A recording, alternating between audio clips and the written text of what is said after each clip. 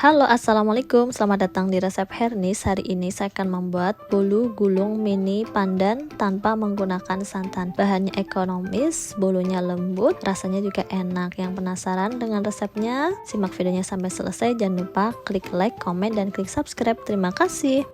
Resep yang digunakan ada tepung terigu protein sedang 150 gram, tepung maizena 2 sendok makan atau 25 gram, baking powder 1/4 sendok teh, garam 1/4 sendok teh. Bahan kering saya sisihkan terlebih dahulu. Selanjutnya di wadah yang bersih siapkan 4 butir telur utuh. SP Ovalet atau TBM saya pakai setengah sendok teh. Vanili bubuk 1/4 sendok teh. Kemudian mixer semua bahan menggunakan kecepatan sedang sambil menambahkan gula pasir sebanyak 150 gram gula pasir.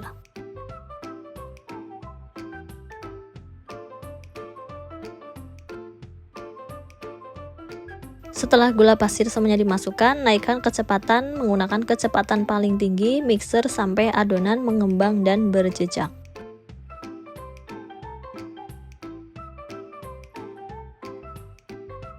Setelah adonan telur mengembang, masukkan bahan kering sambil diayak. Bahan kering yang sudah disiapkan di awal tadi ya bun, ada tepung terigu, tepung maizena, garam, serta baking powder. Lalu mixer menggunakan kecepatan paling rendah sampai adonan tercampur merata.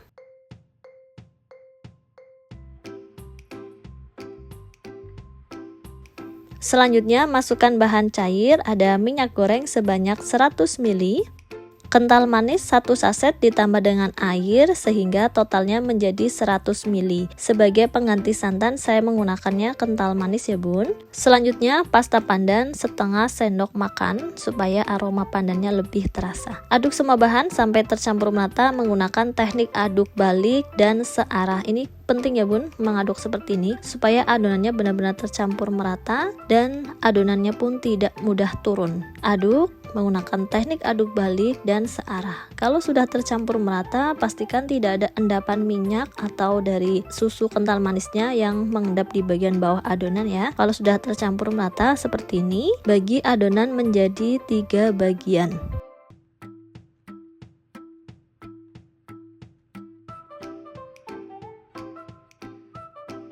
Setelah dibagi menjadi 3 bagian, 1 mangkok diberi pewarna hijau muda kurang lebih 1/4 sendok teh ya bun. 1 mangkoknya lagi diberi pewarna kuning muda 1/4 sendok teh. Aduk sampai warnanya tercampur merata. Untuk adonan yang di mangkok besar sengaja saya tidak beri pewarna supaya nanti warnanya ada gradasinya menjadi warnanya hijau lebih pekat, hijau muda, dan hijau avocado atau hijau alpukat.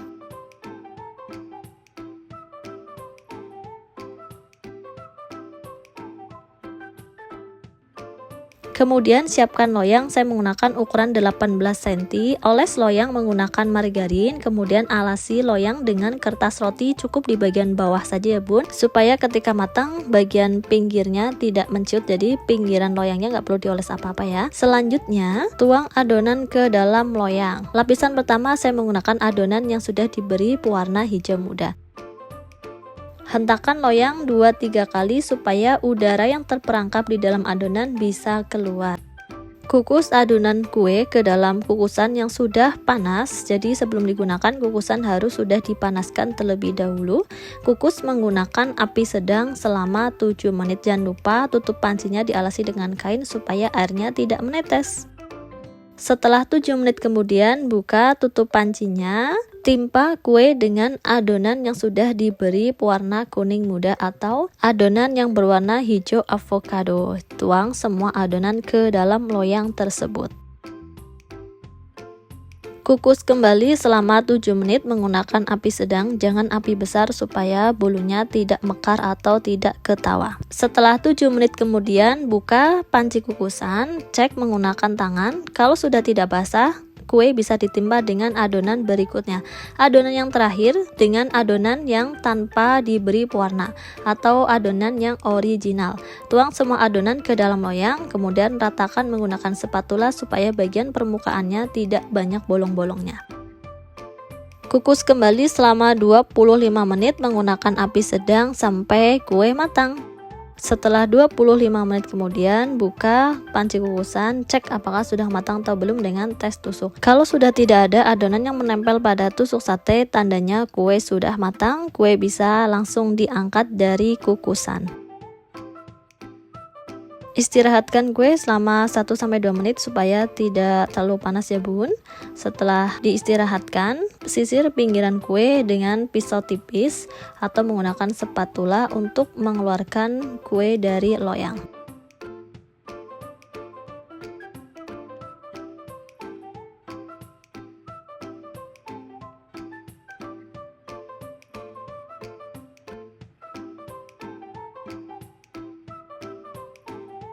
Lepaskan kertas roti yang menempel pada kue pelan-pelan ya bun pas bukanya supaya kuenya tetap aman, tidak gompel-gompel.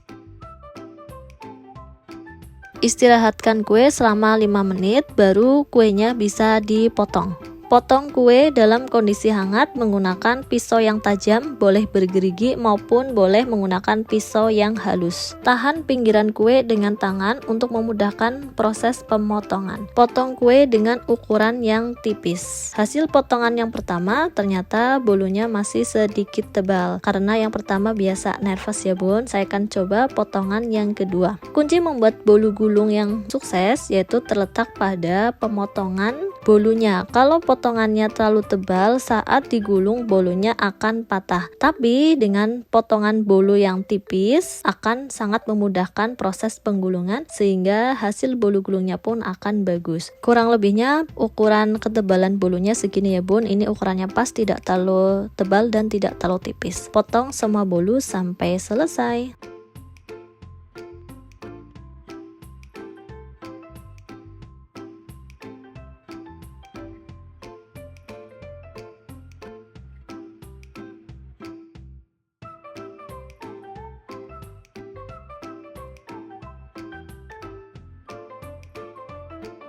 Tahap selanjutnya, proses penggulungan kue. Supaya bolu gulungnya bisa merekat, isi bolu dengan buttercream secukupnya ataupun dengan selai. Kemudian gulung dari pangkal kue. Gulung perlahan seperti ini, gulung sampai selesai ya.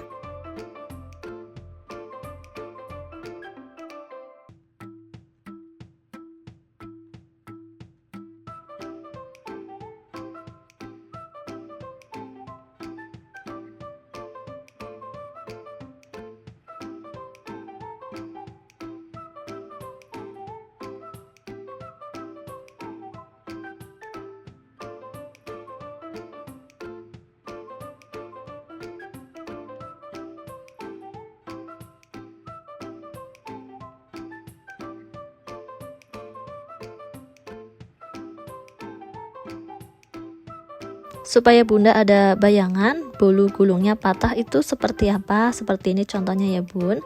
Kalau potongan bolunya terlalu tebal, ketika bolunya digulung bolunya akan patah seperti ini. Bunda bisa perhatikan bolunya patah-patah seperti ini ya bun. Memang kalau dari bentuk bolunya lebih gembul atau lebih tebal, gulungannya seperti ini, tapi ketika dibalik hasilnya potongan yang tebal itu akan patah seperti ini kurang lebihnya. Nih, patah kayak gini nih, jadi kurang rapi.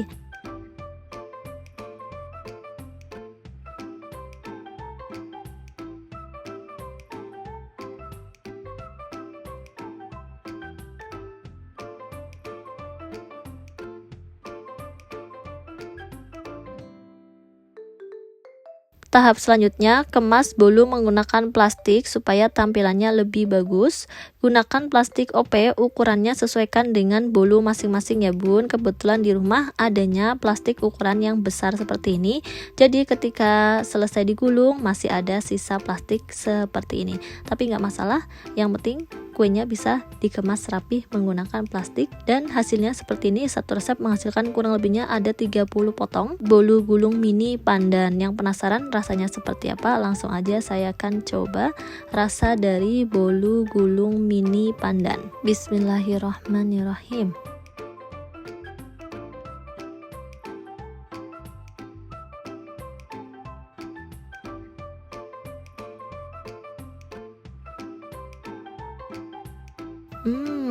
Bulunya enak, teksturnya lembut, dan rasanya manisnya juga pas. Recommended untuk Bunda coba di rumah. Sekian video yang dapat saya sampaikan, semoga videonya bermanfaat. Mohon maaf jika ada salah kata. Terima kasih yang sudah menonton. Jangan lupa klik like, komen, dan share di seluruh sosial media Anda supaya videonya lebih bermanfaat lagi. Jangan lupa subscribe supaya tidak ketinggalan video menarik lainnya. Wassalamualaikum.